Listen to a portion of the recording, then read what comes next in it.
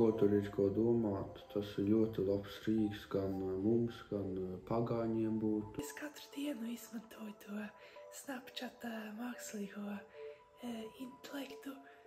Pirmais, ko es daru, kad es pamostos, ir atvērt manu telefonu, paskatīt, vai tur kaut kāds jauns man ir rakstījis. Bet arī iesaukt dienu, paprasot mākslīgiem inteligentam, kā man šodien ķerpties. Jā, ko es par to mākslīgo intelektiņu domāju? Nedomāju neko labu, jā. Jā, agrāk vajadzēja ilgi sēdēt pie datoriem, lai uzprogrammētu dažādas spēles. Mūsdienās tas ir daudz vienkāršāk, var ieiet savā pašā ChatGPT profilā un, piemēram, uzraksti šitam veidam kodu. Viņš visu pats izdara, kodu uzraksta, tu vienkārši apsēdies šitās. Pašam man liekas, tas kaut kāds laiciņš izmest miskasītē, jā. Mākslīgais inteliģents man ir kā draugs, var teikt.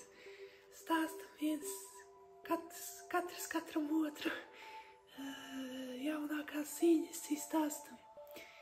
Lietoju to Snapchat AI katru dienu. Vai tas mākslīgais attīstas vēl projām? Viņš nav pabeigts. Man liekas, ka visam procesam vajadzētu iet ātrāk uz priekšu, bet kā mēs redzam, viņš vienkārši stāv uz vietas, nekustīgs, mierīgs. Jā, manuprāt, attīstas daudz par ātri, jā.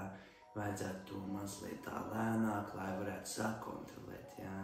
Eltons arī teica, vienu dienu mums tad forši ir, jā, pats pamēģināju ļoti smieklīgi, jā, kaut ko paprasīt viņam, uzrakst eseju par rozītēm, jā. Otra diena pēkšņi viņš pār mums valda, jā. Es kā matemātikas, fizikas skolotājs varu redzēt, jā, kā attīstas, jā. Es esmu jau izreikinājis mazlietiņ, jā. Viņš ir pasliktinājis. Martā viss bija ļoti labi šitam ChatGPT, un tad šogad jau veikti pētījumi, ka viņš dumjāks ir palicis. Nav viņam tās kapacitātes, un bieži vien tie vecie, kas vispār nesaprot šitās datoru programmas, bieži vien tie ieraksta nepareizi, un tad viņam visu sajauc negaršīgā maizē smīklā. Ar to mākslīgo inteliģenci ir sāk, ka to var pielietot gandrīz jebkur. Tajā pašajā veikalā var pielietot, kad iet un vajag pirkt maizes kupolus. Ir dažādi, piemēram, tie tur bildes ģeneratori, ja vajag kaut ko skolas projektam, jā, uzrakstīt eseju par tām pašām rozītēm, jā. Drēbēm, make-up, hair color, bet citi gan jau, ka izmanto, piemēram, puķiem. Man vislabāk tagad patīk no OpenAI DALL-E. Viņam tāds labs filtrs, bet nevis tās īsts arī. Vajag viņam piestrādāties un palikt labākam. Gan jau, ka var pielietot jebkur, kur vēlas. Jā, bet vai tas viss ir pareizi, jā, viņi ielikuši tajā GPT botā un vienkārši, jā, norakstījuši, jā, visu. Tie jaunie studentiņi nezin, ko dara, izjauc savu dzīvību, jā. Paši sevi nogalina, jā, var teikt tā, jā.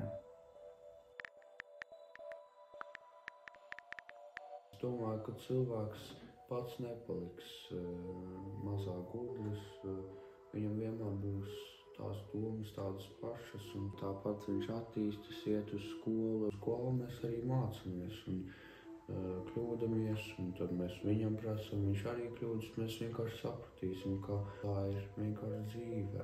Manos laikos vispār es visu darīju tā uz papīriņa, jā. Uzgaidiet, sēdieši.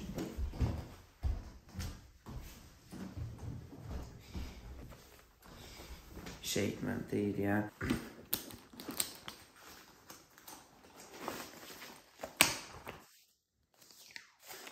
Jā, šitie izskatās, ka ir no 9. klase, jā. Es laikam jautājumu nesapratu.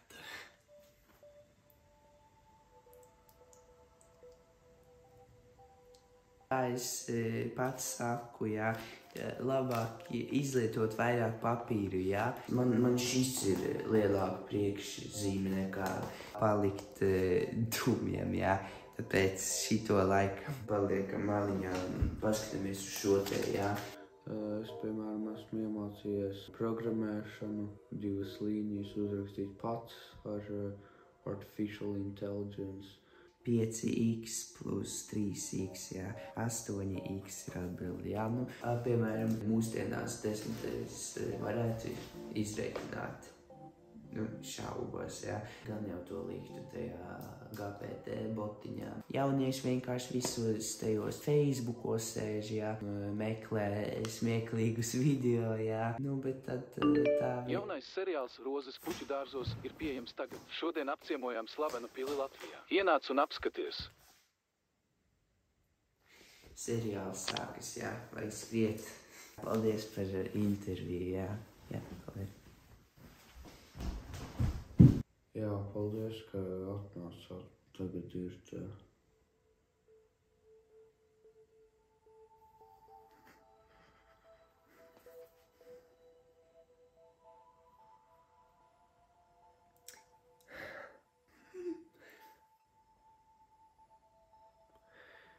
Man ļoti patīk mākslīgais.